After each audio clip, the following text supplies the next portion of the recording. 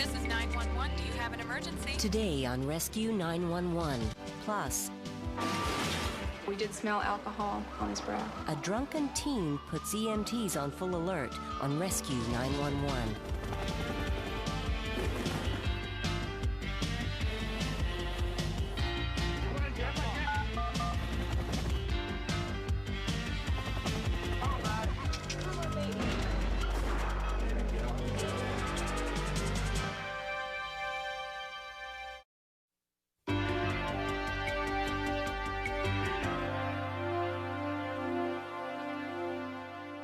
Greatness can be measured in the ability to inspire others and touch their lives.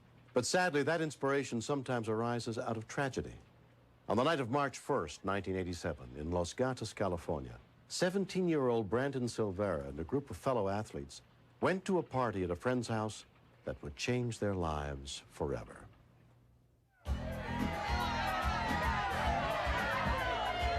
Everybody was having a really good time at the party.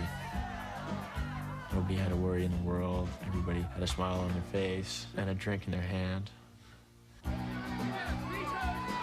Brandon was definitely a party animal. We all were.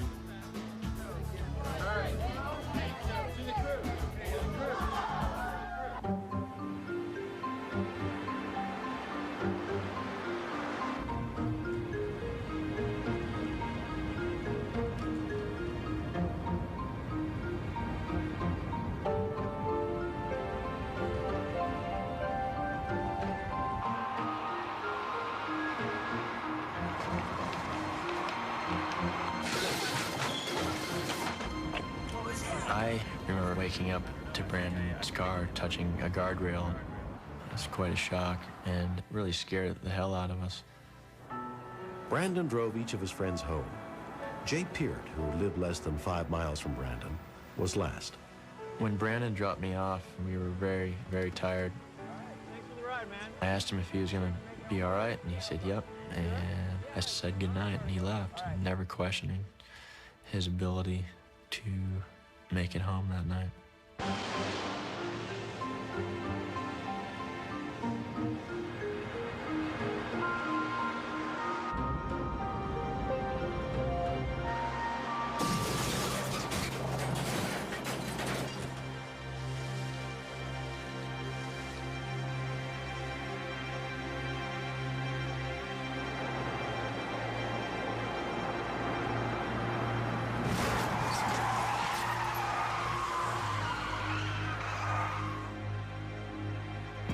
When we continue, I cried myself to sleep that night. I told my mother several times over and over, I don't want to go to my friend's funeral.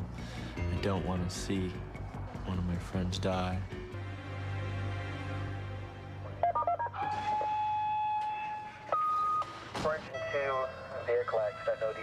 a neighbor heard the crash and called 911.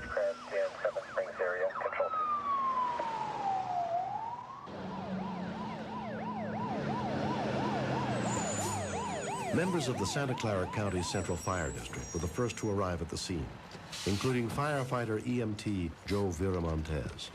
Hey, buddy, you all right? The vehicle had hit the tree with such impact that he drove the steering wheel up into the dash area, and he was wearing a seatbelt. Okay, I'm bringing him back, John. Bringing him back. Nice and easy. Okay. I started to assess the vital signs, and one thing that I noticed was the blood pressure started to widen, which means there was massive swelling in the brain area. Okay, we got a 130/70 right now. It appeared as though we may have a fatality on our hands. No. The driver of the second vehicle was shaken up, but not injured. Okay, good. Within 7 minutes of the call, an AMR Advanced Life Support Unit arrived, including paramedic Kimberly Roderick. Okay. How you doing, George? Good? I got to swing it around. We put a backboard under the patient and pulled him out. We did smell alcohol on his breath. And it's a frustrating feeling because it's so avoidable.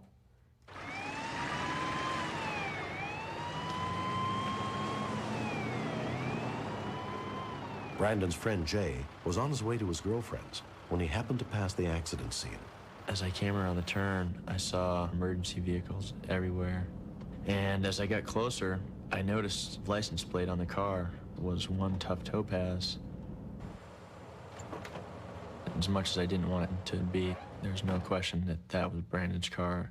The victim had not been carrying any ID. Jay told the investigating officer, Sheriff's Deputy Bruce Rack, that he knew the driver of the car. He was highly agitated and very upset. I would be too if I saw the kind of damage that was involved in this accident. His first question to me was, is he dead? Can you get a hold of him? Yeah. Your contact reports with you. Okay. He instructed me at that point to go home and call Brandon's parents. Making that call was probably the hardest thing that I'd ever done. Hello? Jay, what is it? As a parent, the midnight phone call is something that we always dread. Oh, God. They said he was in an accident. And it was just the most frightening words that we've ever heard. They've taken him to San Jose Medical Center. It started sinking in really, really hard, and I cried myself to sleep that night. I told my mother several times over and over, I don't want to go to my friend's funeral. I don't want to see one of my friends die. Brandon was admitted to San Jose Medical Center under the care of Dr. James Hinsdale, the director of the trauma unit. What happened here? As soon as we saw him, we knew that this was a very severe head trauma. In many ways, one couldn't tell if he was even barely alive, except that we could get his pulse and blood pressure.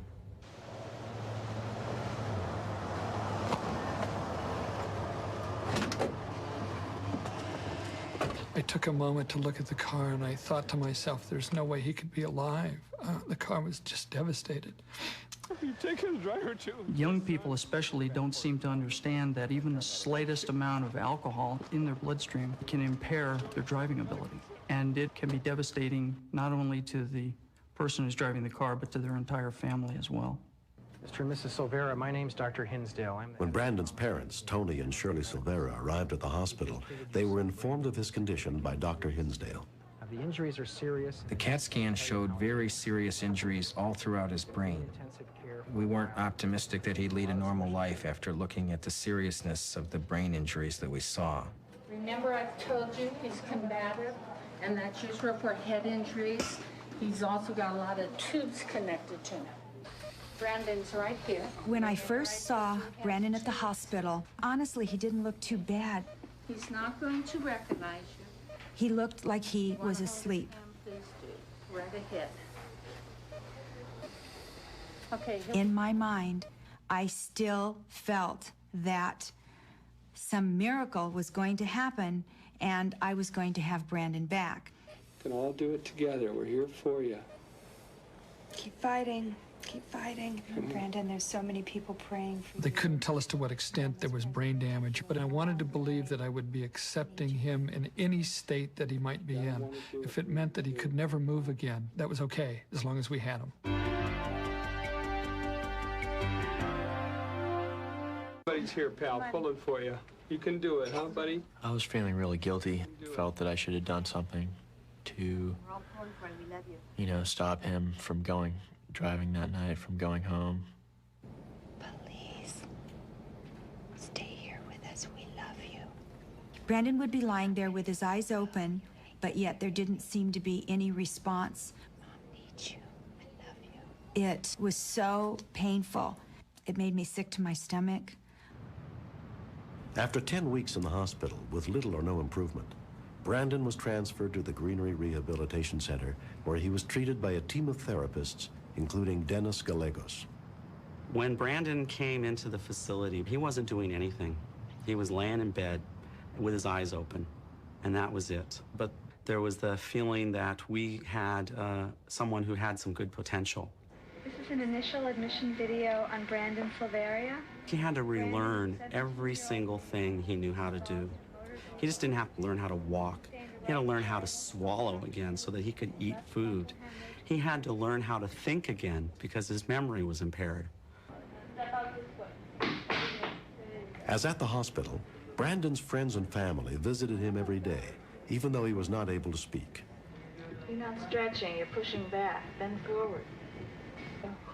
On this one particular day, they were eating French fries and hamburgers, and they had milkshakes, and they were all laughing and having a great time. And so we walked over and I said hi, and they said, "Brandon, what do you say?" And Brandon said, "Hi, Mom."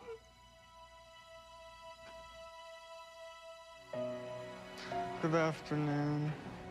My name is, if you don't know, Brandon Silvera, and I would like to thank you for the opportunity to speak to you today.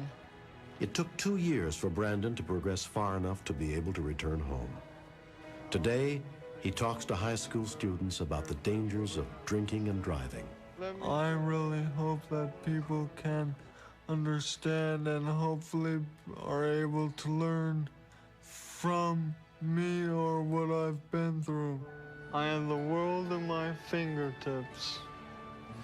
I had a job, a car, and a girlfriend. Then within seconds, it all changed forever. It all changed because of some stupid choices I made. Brandon is very aware of his speech, and it's a constant aggravation for him. He said people look at him strange, and that's hurtful. It's hurtful to me. I want so desperately for him to be able to get his speech under control because he would like to do that. But I'm happy that he can even talk. So please clearly understand one thing, and that's that you have to take responsibility for the choices you make. Brandon Silvera is a hero because he struggled, he fought, he regained control over his life. We'll force you to make wrong He doesn't have fame, he doesn't have fortune, he's just got a lot of guts. He has really overcome so many things, and every day I am so grateful that he's with us and he's still alive. Good going. All right. Give me a kiss. I get much nourishment from this meal. I want Brandon to know that I love him and I admire him for the incredible amount of drive and work that he's done to make his recovery. I'll always have time for him. When I look at Brandon today, I see a jewel, and I am so proud of him. He's a good kid. I love him a great deal.